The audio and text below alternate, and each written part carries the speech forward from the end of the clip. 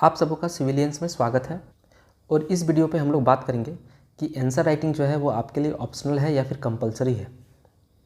बहुत से बच्चे जो है इस आंसर राइटिंग के भ्रम में फंस के रह जाते हैं, या फिर ऐसा कहे कि इतना ज़्यादा आंसर राइटिंग का माहौल ही बनाया जाता है कि अगर आप आंसर राइटिंग नहीं करते हैं तो आपको एक गिल्ट महसूस होने लगता है। तो आज के वीडियो में हम लोग इसी टॉपिक पे बात करेंगे, लेकिन इससे पहले थोड़ा सा डिस्कस कर लेते हैं कि इस चैनल पे आप लोग को मंडे से खोटा, जो कि आपका पेपर 2 है, इसकी क्लासेस स्टार्ट कर दी जाएगी। और पीडीएफ जो है आप लोग को टेलीग्राम में मिलेगा, और टेलीग्राम आप लोग ज्वाइन कर सकते हैं, जिसका लिंक जो है डिस्क्रिप्शन पे आपको मिलेगा। और खोटा ख़त्म होने के बाद हम लोग या तो इकोनॉमिक्स को स्टार्ट कर देंगे या फिर साइंस एंड टेक को स्टार्ट करेंगे, और उम्मीद करते हैं कि हम लोग खोटा को काफ़ी जल्द ही ख़त्म करेंगे।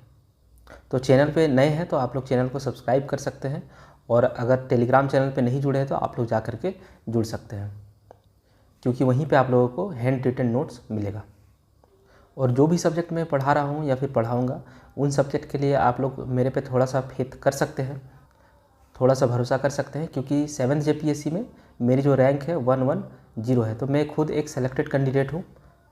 जिस एग्ज़ाम की आप तैयारी कर रहे हैं उस एग्ज़ाम को मैंने ऑलरेडी क्रैक कर रखा है, तो आप लोग थोड़ा सा भरोसा कर सकते हैं।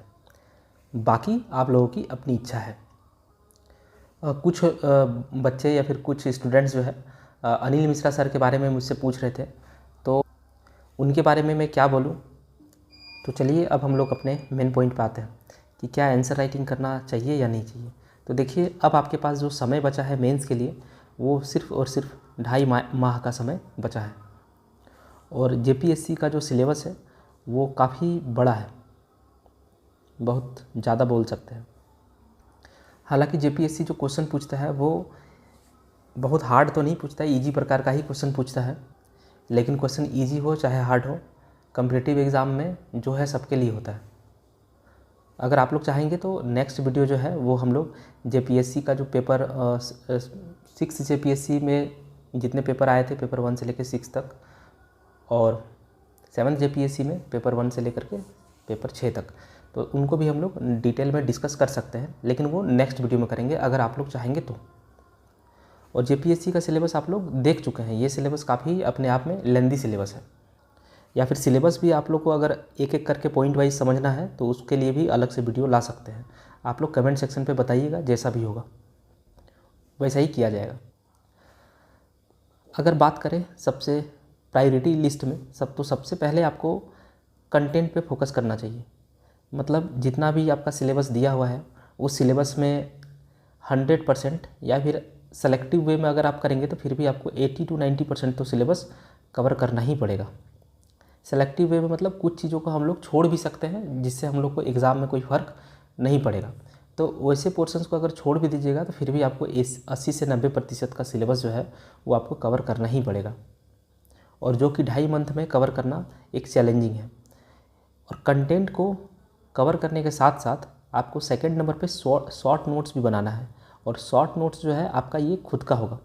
कंटेंट मतलब या तो आप बुक से पढ़ लीजिए, या तो फिर किन्हीं कोचिंग से ज्वाइन करके पढ़ सकते हैं, या फिर आप किन्हीं का नोट से भी पढ़ सकते हैं।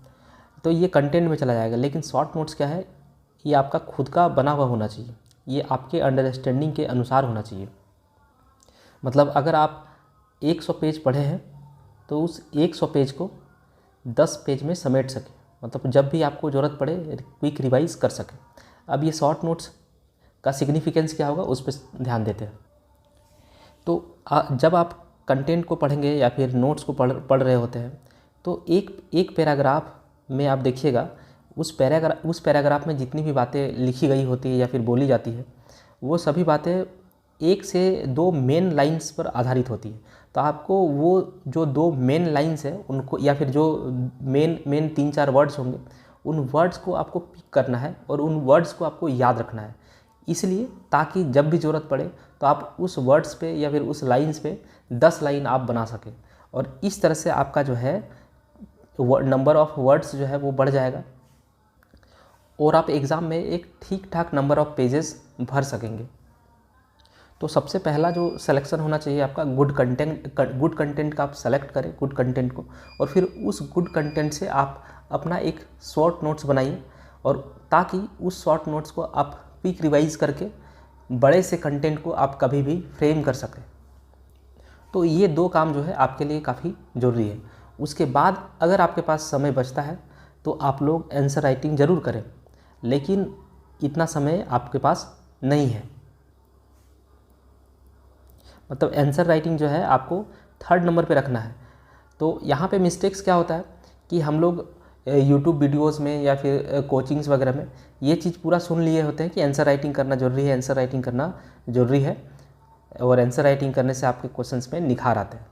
तो यहाँ पे देखिए, और बच्चे जो है वो भ्रम की स्थिति में आ जाते हैं। कभी कभार ये होता है कि आंसर राइटिंग नहीं करने से गिल्ट महसूस होता है। मैं अपने बारे में बता दूं कि 7th JPSC के दौरान आंसर राइटिंग की शुरुआत में मैंने कोशिश की थी 1 से 2 क्वेश्चन लिखने का, 1 से 2 पेपर देने का, लेकिन फिर मुझे समझ में आया कि इतना समय मेरे पास नहीं है कि मैं आंसर राइटिंग कर पाऊँगा। हालांकि 7th JPSC में मेंस में फिर भी समय जो है 5-6 महीना मिल गया था, 5 साढ़े 5 महीना, लेकिन आपके पास जो समय है वो और भी कम है, मतलब 7th JPSC से लगभग आधा मान के चलिए। तो फिर मैंने आंसर राइटिंग और नहीं की, और फिर मैंने इन 2 चीज़ों पे फोकस किया, कंटेंट और शॉर्ट नोट्स। तो शॉर्ट नोट्स के लिए ऐसा नहीं है कि आप एक पेज में बहुत छोटे छोटे चीज़ लिखने लगे, छोटा छोटा नहीं लिखना है, जैसा आपका हैंडराइटिंग है, जैसा आपका फॉन्ट साइज है उसी में लिखना है, लेकिन कीवर्ड्स को और फिर की सेंटेंस को पकड़ पकड़ के लिखना है, ताकि आप बड़े से पैराग्राफ को उस 2 लाइन्स के आधार पर आप लिख सकें। रही बात आंसर राइटिंग की, तो आप जो है पेपर 2, जिसको जैसे कि पेपर 2 में खोटा है रीजनल लैंग्वेज में, तो खोटा को हम पढ़ाएंगे।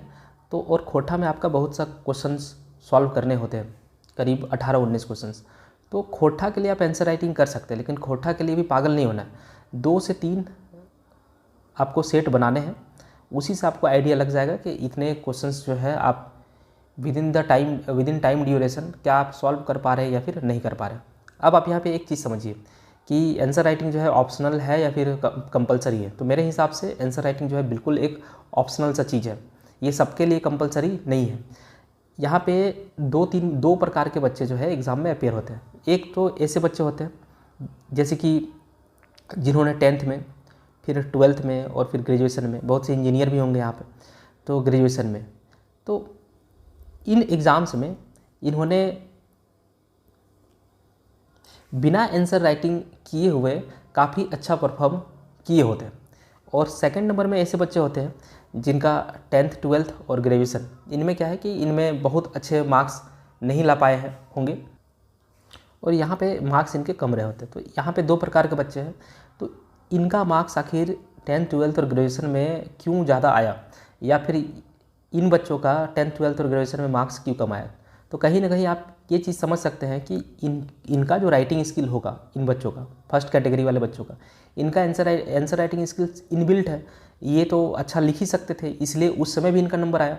और सेकंड कैटेगरी में वैसे बच्चे हैं जिनका राइटिंग स्किल जो है उतना अच्छा नहीं रहा होगा, इसलिए उनका मार्क्स जो है कम आया होगा। अब यहाँ पे एक फैक्टर ये भी हो सकता है कि उस समय हो सकता है कि आपका राइटिंग स्किल बहुत अच्छा होगा, भले आप नहीं जानते हैं, लेकिन उस समय आप पढ़ाई पे नहीं ध्यान दिए होंगे, जिसके वजह से भी आपका मार्क्स कम आया, तो वो एक एक्सेप्शनल है। तो यहाँ पे कहने का मतलब ये है कि अगर आप 10th में, 12th में, ग्रेजुएशन में इन जगहों पे अच्छा परफॉर्म किए हैं, तो कहीं ना कहीं आपका राइटिंग जो है ठीक ठाक है। और अगर मान लीजिए आपका 10th 12th और ग्रेजुएशन में अच्छा स्कोर नहीं बना आपके मेहनत करने के बावजूद भी, तो कहीं ना कहीं आपका राइटिंग स्किल थोड़ा सा ख़राब है। तो इस टाइप के बच्चों को सिर्फ और सिर्फ कंटेंट और शॉर्ट नोट्स, इन चीज़ों पे ज़्यादा वर्क करने की आवश्यकता है। लेकिन यहाँ पे जो इस प्रकार के बच्चे हैं, इनको आंसर राइटिंग, शॉर्ट नोट्स और आपका कंटेंट, ये तीनों पे ही फोकस करना होगा। और जेपीएससी का क्वेश्चंस, और देखिए अगर बात करें यूपीएससी का, तो यहाँ पे आंसर राइटिंग बहुत ज़रूरी है। क्यों ज़रूरी है? क्योंकि क्वेश्चंस जो होते हैं डायनामिक आते हैं, लेकिन जेपीएससी में क्वेश्चंस जो है डायनामिक नहीं आते। ये हम लोग जब क्वेश्चन को देखेंगे, मतलब 6th जेपीएससी और 7th जेपीएससी के, तो आपको खुद समझ में आ जाएगा कि यहाँ पे क्वेश्चन जो है बिल्कुल सरल प्रकार के होते हैं। यहाँ पे ज़्यादा घुमाने वाला क्वेश्चन नहीं होता, और क्वेश्चन का संख्या भी यहाँ पे कम होता है, जबकि यूपीएससी में नंबर ऑफ़ क्वेश्चन ज़्यादा होते हैं, लगभग 20 क्वेश्चन सॉल्व करने होते हैं। तो इस जगह पे तो आपका आंसर राइटिंग करना होता है। लेकिन जेपीएससी की बात करें तो यहाँ पे कोई खास आंसर राइटिंग करने की आपको आवश्यकता नहीं है, लेकिन आप अगर इस कैटेगरी में हैं तो आपको थोड़ा बहुत आंसर राइटिंग करने की आवश्यकता है। इस कैटेगरी वाले बच्चों के लिए जो रीजनल लैंग्वेज है जैसे कि खोटा, तो उसके लिए आंसर राइटिंग आप लोग कर लीजिएगा, 2 से 3 सेट लगा लीजिएगा, ठीक है।